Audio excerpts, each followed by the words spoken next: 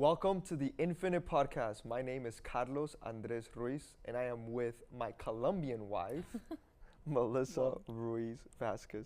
How are you doing today, Mel? I'm good. It feels like it's been like 3 days in one, but I'm good. I thought I was gonna be way more tired today, but I'm not as tired yet. Yeah, I feel like I start crashing at like 3. Yeah, it's been a long. It's about to be 3. It's about you're gonna crash. You have 4 minutes till you try. Hurry up. If it has been a very long day, we started really early with our first sessions, but and then I feel like we have a whole other 2 days at least. Yeah, ahead of us. Minimal. But you're wearing your Colombian. We're gonna go Spanglish today. We're gonna go Spanglish. All right. We're thinking about doing one in only Spanish.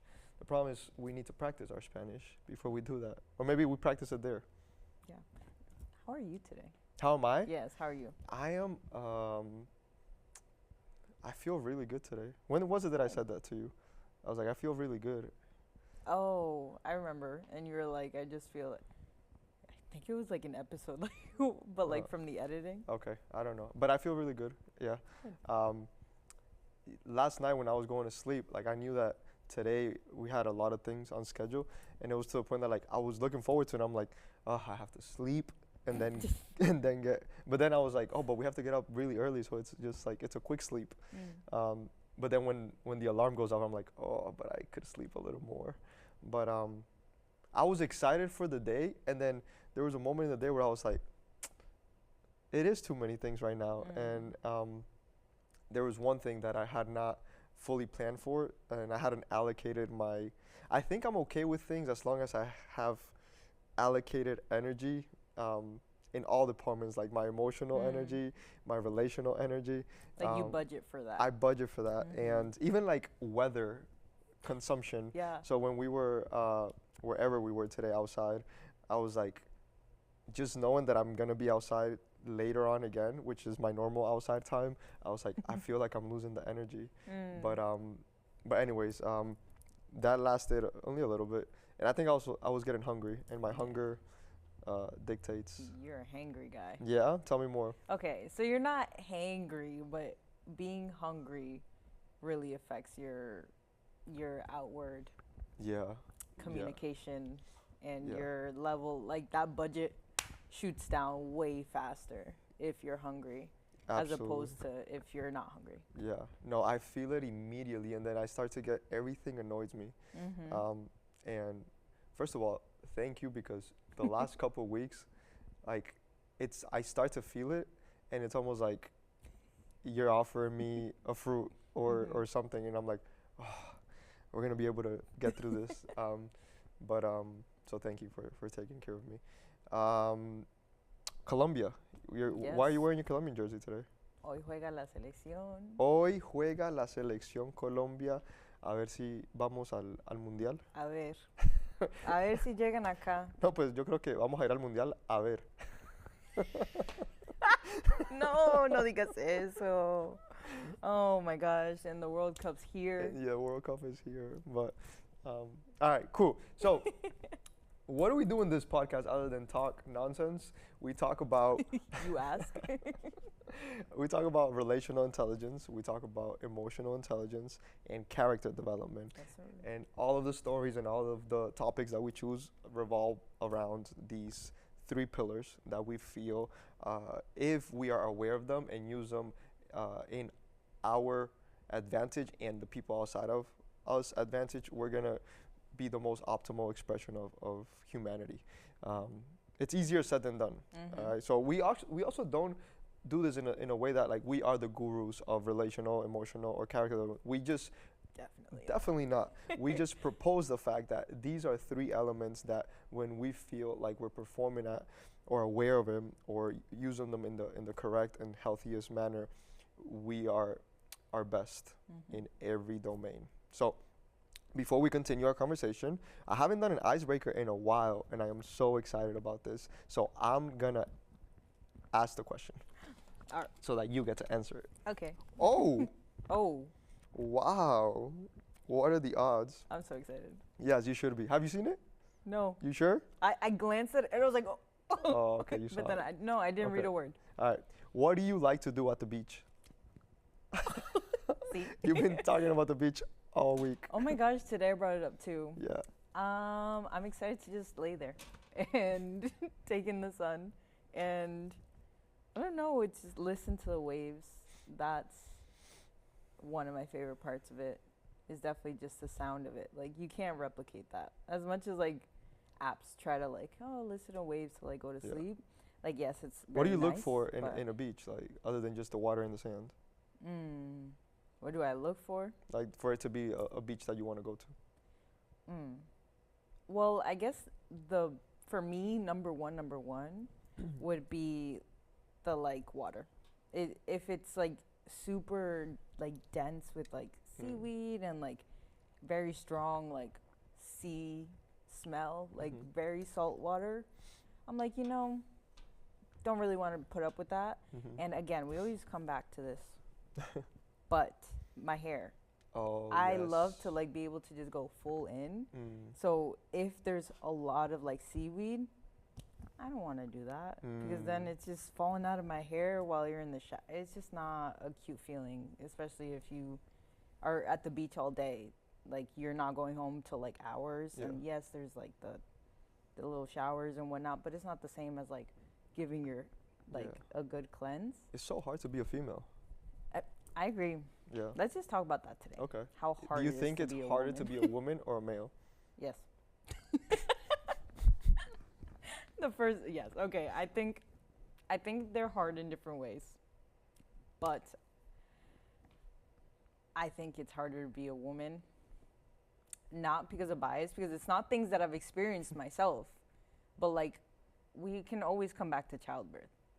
That is an unreal process. I was talking to Kiara about this, whatever day we were talking, and I just can't believe how much people are just like, oh yeah, she's a mom. Like, she gave birth. She like not only give birth, but like incubate a child for like 9 months. Yeah.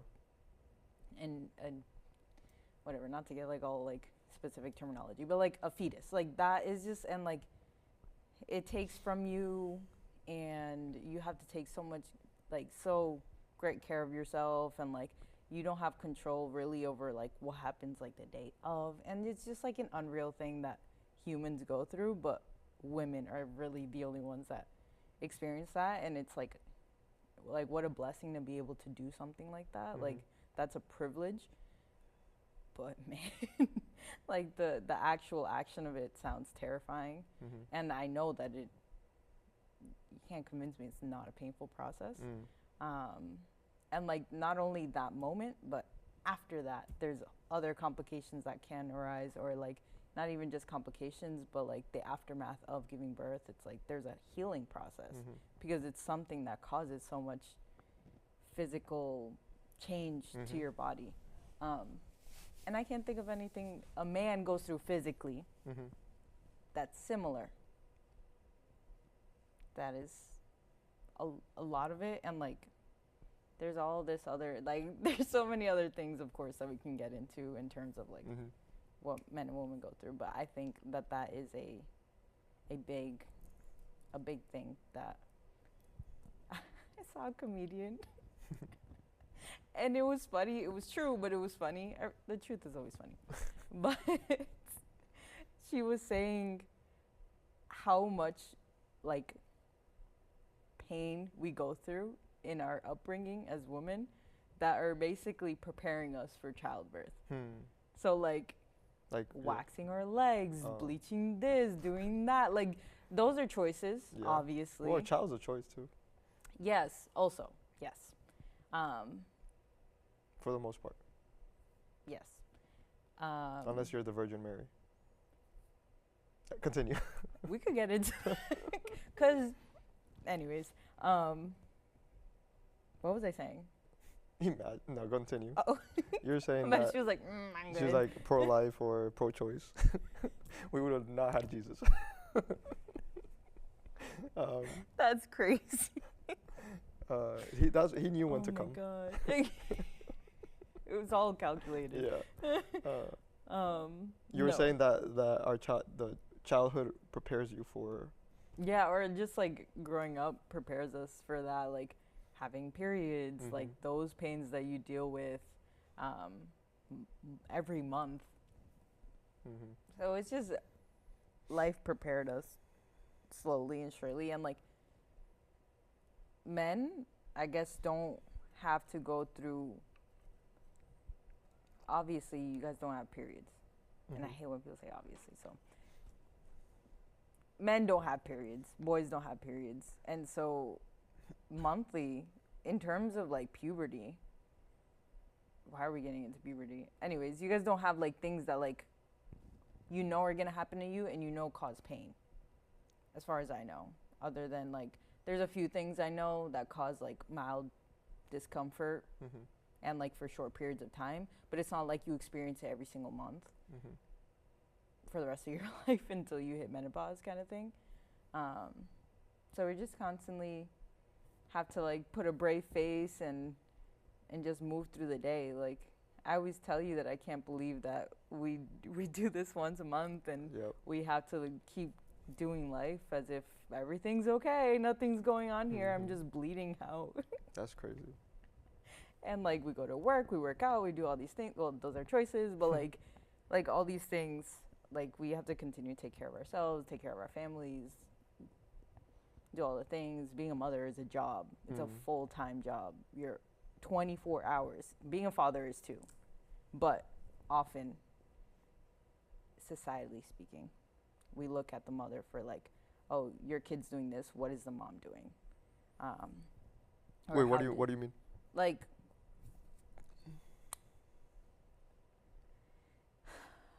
I don't want to like big generalize because that's not a good thought process to have. But like, there's been instances where, say, your child has to go to childcare or whatever.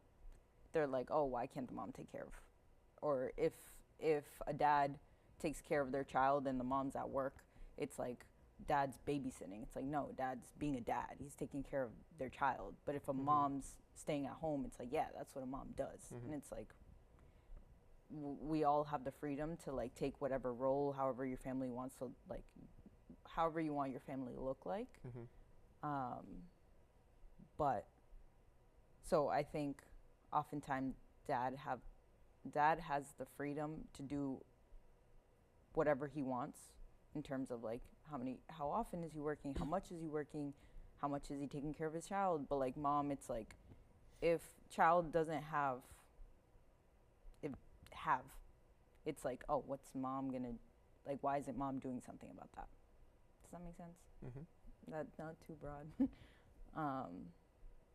And like that sucks, but like at the end of the day, I think it comes back to what sucks? The expectation? The expectation, but I think it comes back to like women have put up with so much pain throughout their life that the more like your bones get stronger because you're putting more impact on them. Women get stronger because they keep putting through this like pain. So like we get progressively stronger, I guess. We should just like Hulk out. But I think women are so strong in like how much they do and what they do, and like they do it with so much grace. And men are great too. I love you, so I love a man. I'm saying it out loud publicly. But I just think you should have just married a female. I'm like, women are so amazing. They are. That's why I married one. Exactly. Yeah, they're unreal. But it's so normalized because it is our reality. This is just what it is. And how we decide to deal with it is up to us. But it's just, we take it for granted almost. It's we, like, as in? All of us, like humans. Like when you're children, you take advantage of your mom. When you're used to something, you take it for granted. And so we're used to the fact that we as women have to put up with this stuff just because biologically it's just what we put up with, and like on a macro scale we can't change society me by myself, but how we perceive it and how we deal with it emotionally, mentally, physically, whatever, is up to us. And yeah, I think we just do a great job of it, and sometimes we make it look easy. Welcome to my TED Talk on why. That's the name of the podcast. Why are women amazing or wonderful or strong or Yes. insert adjective here. I agree with everything. Yeah. Why do men have it bad? Why do Yeah. men have it bad? But I don't even know how we got from beach to this. That's okay. This is where we're supposed to go. Okay. Then we can go back to the beach. Yeah, I want to hear your answer. To why men have it bad? Later for that. Oh, which answer do you want now? I want, what do you like to do at the beach? What do I like to do at the beach? I remember how we got there. I like to be in the water and swim, and I like when it's clear water. I love the waves. The waves, like any beach that has waves, like I could hang out in there and just take the waves. Can you say that again, just in case I burped over you? I love to just enjoy the waves. So a beach with good waves, I'm all about that. I love when it has palm trees that are big enough that create a shadow, so that then I can just be in the shadow of the palm tree. Because I enjoy the sun, but I don't just want to, like, at some point it gets way too hot. Yeah. So I either need the palm tree shade to be able to handle being out there, or I'll go in the water. But something that really makes it top level is if they have some type of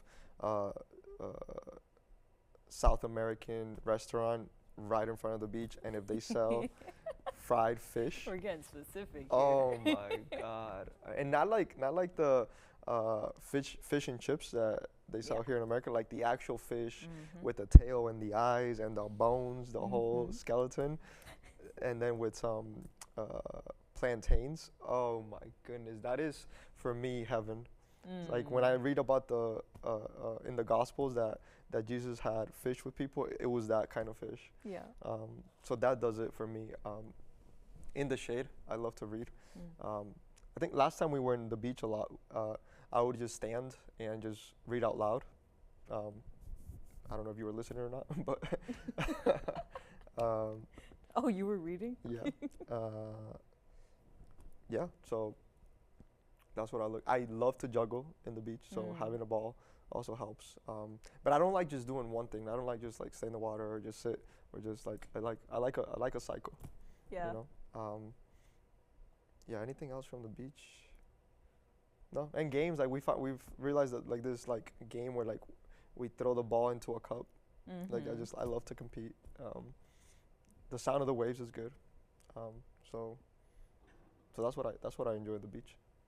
I agree. I don't like, maybe it's an attention thing. I don't know. It doesn't matter why it is, but I have to be doing something different. I can't be doing the same thing at the beach for like super long. And I agree, I can't be sitting in I don't know how people like lay in the sun for like hours on end. Yeah. That's I enjoy that should be a sport. I enjoy a bike ride too. Yes. Ice cream. Yeah. Ooh, when we would get Acai bowls. that was so good. Empanadas, like Argentine empanadas. Yep. It's good.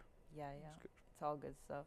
It is. I indeed. just imagined when you said not doing one thing, I just imagined like sitting in the water for like the whole time, like that you're at the beach. Just in the water. Just like the emoji that Yeah, I yeah, like. yeah. Sometimes I just sit at the edge and let all the waves just hit me. Yeah. I'm just I get to be a kid again when I'm in the beach. That is the best part Yeah. about. I remember when we went, and just like the juggling is part of being A kid. a kid. It's just so much fun. Yeah. And on the beach, it's just a little more difficult because the sand is uneven and all those things. But also, like, the waves just, I think that one especially makes me feel like a little kid again. The waves? Yes. Yes. You're just They're just hitting finding you. silly Yeah, ways yeah. to, like, jump in the water. Or Yeah. And like when you get too hot outside, the perfect Yes. solution is go to the water. Yeah. Yeah. It feels so good. Okay. Does Thank that you answer for your first sharing. question? Yes, it does. My first question. Do you remember the second question? It's your question, so I'm gonna let you repeat it. Because we got to being a woman is hard. And why? Because I was talking about childbirth, but that started with getting seaweed in my hair. Oh That my is goodness, just- yes. How is that so disproportionate? Anyways, that's how we got there. Yep. So now that I went on a TED Talk. monologue, yeah, on why it's hard to be a woman and how cool they are, what does being a man mean to you? What an amazing question. What is being a man? Well, first of all, I do want to acknowledge that I think women are almost supernatural in the way that they can physically take an amount of pain that I'm not sure if a guy can. But I do think that the human species will figure out how to deal with any pain Yeah. when it comes to life, and so you women were entrusted with that, and I think that and the monthly the monthly pain, I think that's something that physically, and once something is physically, then it inevitably triggers all the other emotions, not all the other emotions, all the other dimensions, and then you still have to get up and cope with whatever the day expects of you. So that's one of the reasons why I choose to be in a relationship with a woman, because you women are, you're so strong and you're so uniquely wired to keep life going, despite of what you have to take on or sacrifice. So I think it's like the story of a woman is beautiful.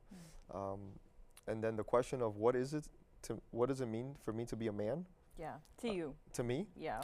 To me, so for me, what it means to be a man is to be aware of that and fully take on the responsibility to increase the chances of that being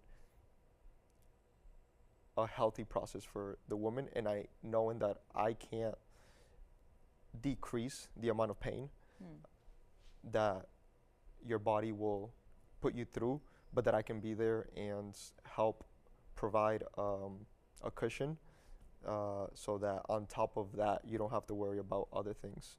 And so I think one, first, a man needs to be aware of that and acknowledge that, and to a certain degree, I don't know if who has it worse, but I would say acknowledge that you women experience a level of pain and physical, I don't know if it's harm, but it's pain that we don't have the capacity to even empathize with, because we can't get there. And I think that's the first step to being able to tap into your manhood. And then know that you were created to protect that woman and provide for that woman. And I think where I think we could be maybe undervalued is, and I would say this only for the men who decide to take on this role and acknowledge this, is the fact that, well, we have to deal with all of the things that maybe the woman needs to go through, and What do you mean? and be able to never take it personal, Yeah. and at no point give up, and so unless you're a man that doesn't give up on your wife, then you don't have the right to even get in the conversation of, oh, who has it worse or who has it, and to be honest, I don't think the question is who has it worse. Like, for me, it's like who has it best.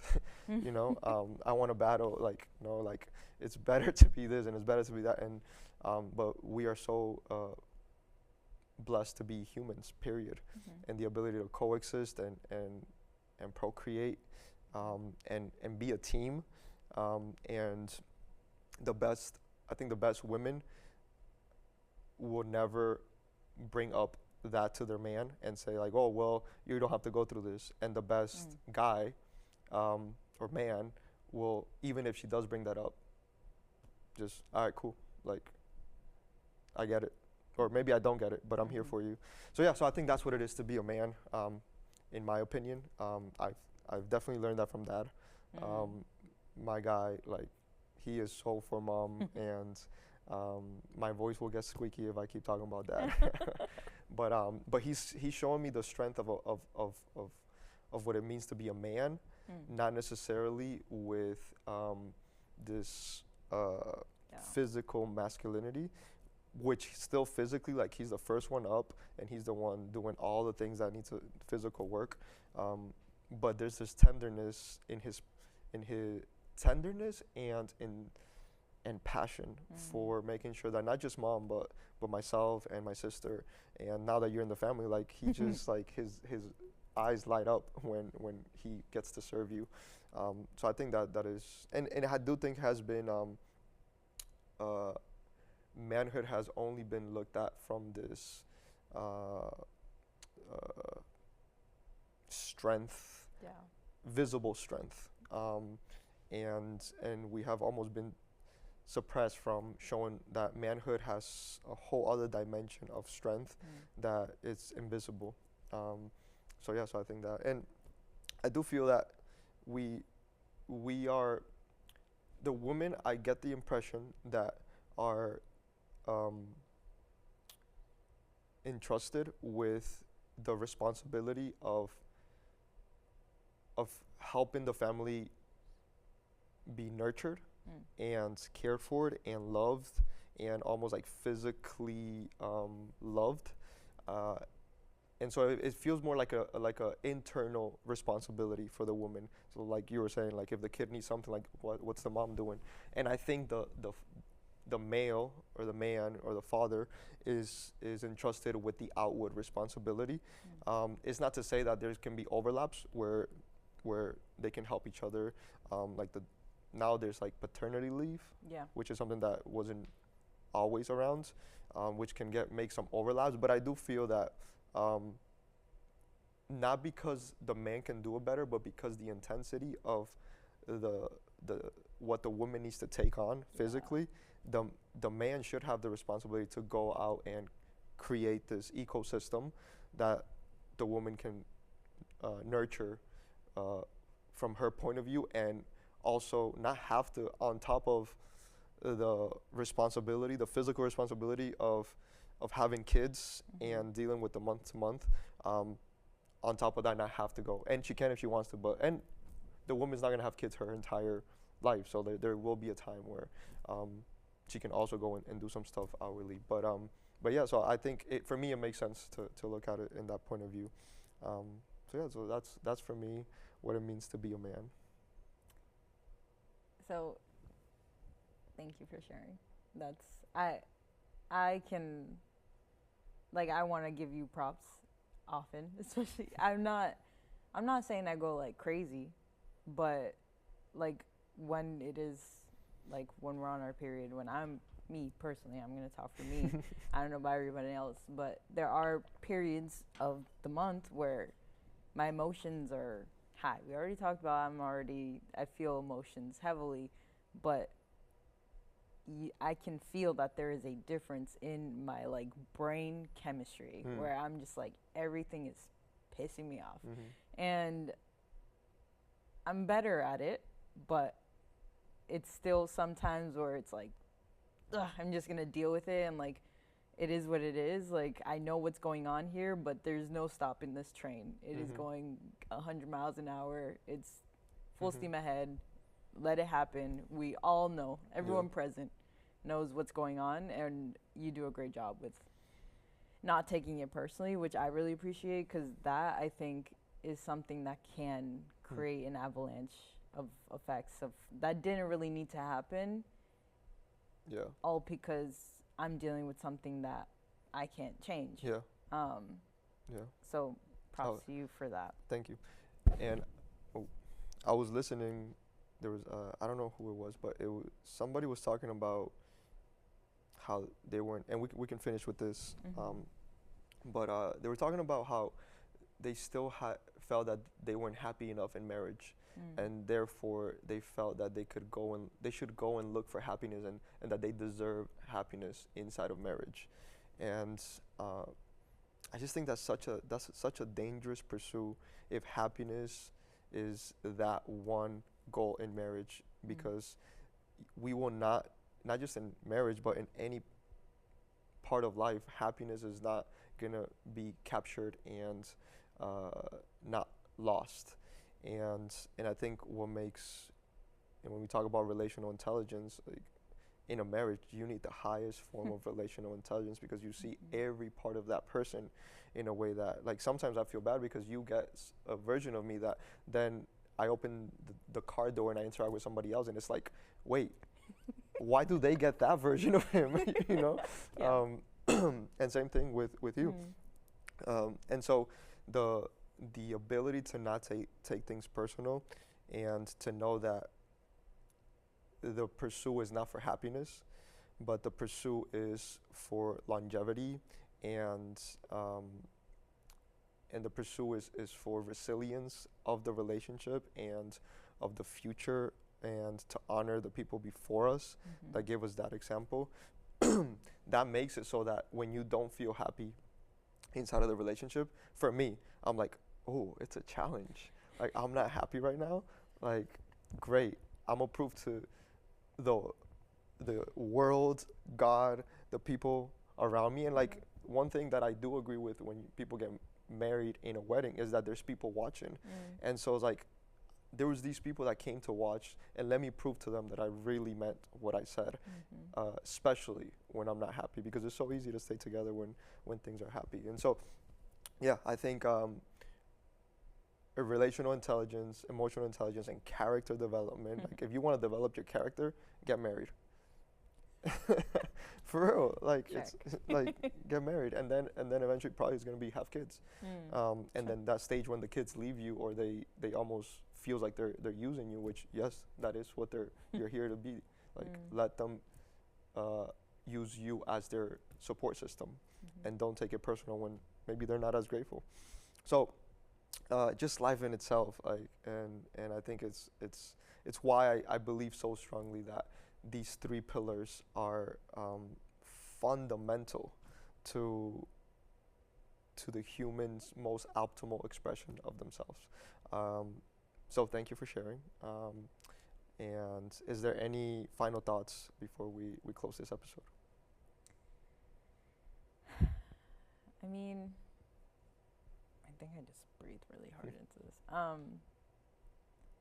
I think the topic of what it is to be a man and what it is to be a woman are so, it's such a, I guess, hot topic is the best way made me think of this story.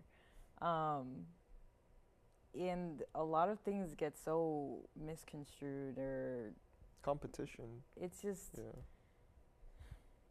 so I guess my final thoughts are more so to consider the fact that not everything is so black and white, or that we tend to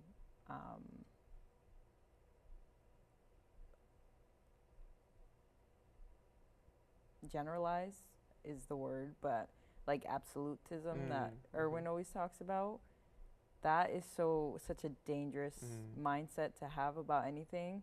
Because I say from experience, in the sense that growing up, I considered myself to be very independent. I was like, I'm a strong woman, like, I don't need anybody, like, I can work, I'm smart, I can do all these things, and all that can be true, and it is true. But I also, now that I'm married, we've been in a relationship for years, I acknowledge the fact that I'm better because I'm with you. Like, we are better because you do things that maybe I prefer not to do, or I don't want to do, or I can't do, and I do things for the same reason, and they don't necessarily have to be because they're gender roles assigned to us in our relationship. They're just, I'm doing what needs to be done in this moment for us. You're doing what needs to be done in this moment for us. And as long as everyone's intentions are good, that is really all that matters. It doesn't matter that I'm a woman and I'm cooking, or I'm a woman and I'm cleaning, or you're a man and you're working, or whatever. Like, we can both do both, but each situation might call for something different. And it's just things that we as humans get insecure about. Like, I could go on and on and on, but I just urge everyone, if you're listening, to consider that not everything is black and white. Not man do this, woman do this, and this is how it goes. Every situation calls for something different, and that's okay. That's good. That's good. Thank you for sharing. And every culture, like, will, like our culture may have, may tilt in one way or the other, but yeah, explore it, discover it with your significant other, and you'll be good. Thank you so much for watching this. This is a great conversation. Maybe we'll do more episodes on this. I think it is an important conversation to have. What does it mean to be a woman, and what does it mean to be a man? And thank you so much for being the woman that I get to share my everyday with. Thank you for doing these conversations. I love you, and I'll see you guys next episode.